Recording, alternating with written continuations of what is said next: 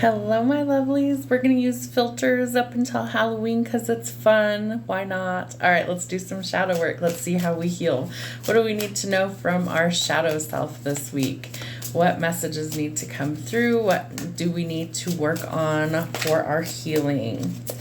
All right, the Wheel of Fortune. Whoo, some good luck is about to find you. Some things are being spun in your favor. Some money unexpectedly might come to you, but definitely some good luck being on your side. And I feel like you need that. It looks like you've been through a string of bad luck here lately. So we definitely want to change that. Things may have been really unstable, really imbalanced for you lately, especially in a relationship. I feel like there's not equal give and take right now, and that absolutely needs to change. We're looking for some reciprocal energy, and so without that, things are very imbalanced. There could also be an ending somewhere in a relationship because things are imbalanced, and that we need to make some changes, especially if things aren't working for us. I do feel like someone's facing judgment, so whether that's judgment from yourself, others, the divine, know that karma is also being dealt, and I feel like as we get closer to the full moon on the 28th, that some of these things are actually going to be illuminated. All right, we need to really shift our perspective, especially where things are concerned like grief, loss. Shifting our perspective is going to help us see that not everything is lost, that there's still something to salvage. And so maybe you need a different perspective on your love situation. The King of Wands, he can be kind of not so nice to deal with. He's kind of a jerk, very arrogant in that energy. He's kind of full of himself, and he really isn't like the normal charming guy that he usually is. So he might be the reason why things are imbalanced right now. He may also be imbalanced within himself. The 10 of Coins. So this tells me that you're very worried about finances. Why are you so worried? Do you realize that the universe is infinite and you are part of that universe? You can literally manifest whatever it is you want into your life.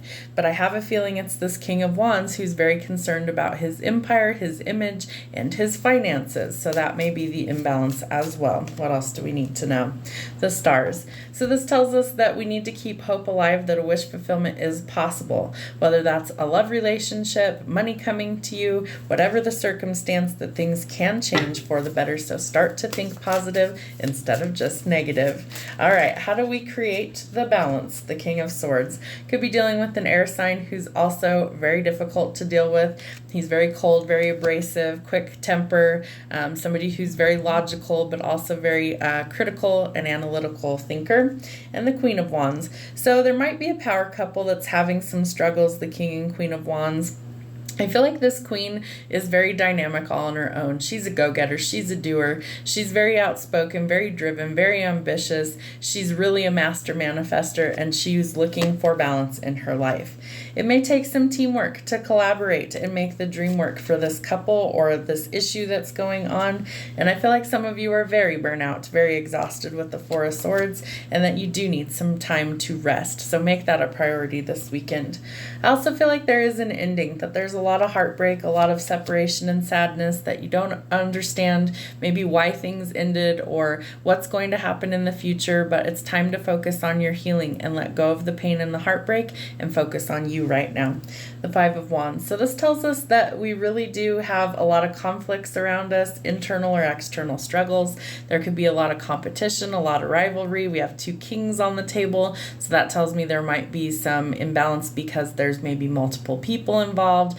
Could be affairs, cheating, things like that going on, or that there's just a lot of competition trying to come in. So you're going to have to weed out the competition and see what actually works best for you. But currently you're overthinking the situation, so we've got to put a stop to that. All right, there is a pay raise, promotion, or more money coming to you, some unexpected money to help you be able to help others.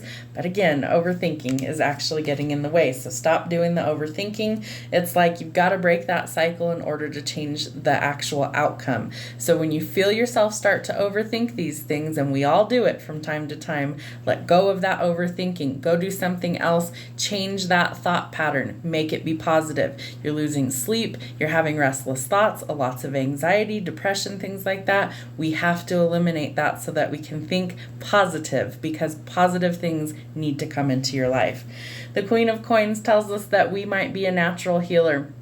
This is also a card that shows us that we are trying to live a life of luxury. So don't live beyond your means, work very hard towards your goals. I feel like she's very business focused. You might be thinking of starting your own business, things like that.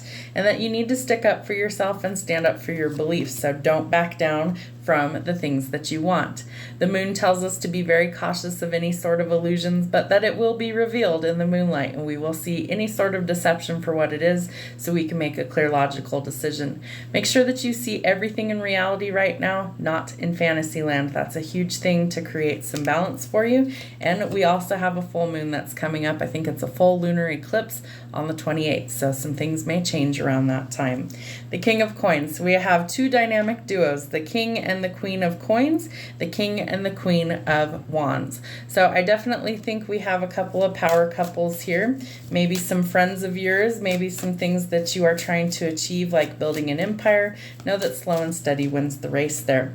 It's going to take some strength in order to accomplish your goals, in order to actually let go of the things that don't serve you, create some stability in your life financially or in your love life. And so those are some things that you're going to have strength and courage and determination to get to. We do have a new love offer coming in as well. For some of you, you're meeting someone new. For others of you, you're deepening a connection. And somebody is trying to be very brave with the Knight of Swords coming in with some sort of offer. In order to restore the balance in your finances, you have to be able to give and receive equally, kind of share the wealth. Don't be so stingy with what you've got. And the Three of Cups tells us that we will have a celebration. All right, the other deck I'm going to use is called Conversations with Your Inner Self. This one is shadow work prompts. So if the messages resonate for you, definitely do some journaling or some breath work to help you focus the energy. We have safety. What makes you feel safe and why does this bring you a sense of safety? Energy drainers. What always drains your energy and why? Anxiety. How do you cope with anxiety? And loneliness. When do you feel lonely? Life decisions. How has your shadow self influenced your life decisions? And the color of. What color is your anger and why? And inferior. What areas of your life do you feel below or inferior to others? Let's see how we integrate that energy. What messages need to come through for our shadow work? Feeling freedom. Think about feeling completely free. What images or memories come to mind? Authenticity. How can you use your shadow self to become more authentic? Purpose. How can you use your shadow self to help you understand your purpose? The authentic you. What do you believe is the most authentic version of yourself? Subconscious mind. What might your dreams reveal about your shadow self? And embodiment. How can understanding your full self empower you? Let's get one more of these. Acceptance. What aspects of your shadow self are you ready to accept and integrate? That's what I have for your shadow work this week. Have a great week. We'll see you back here soon.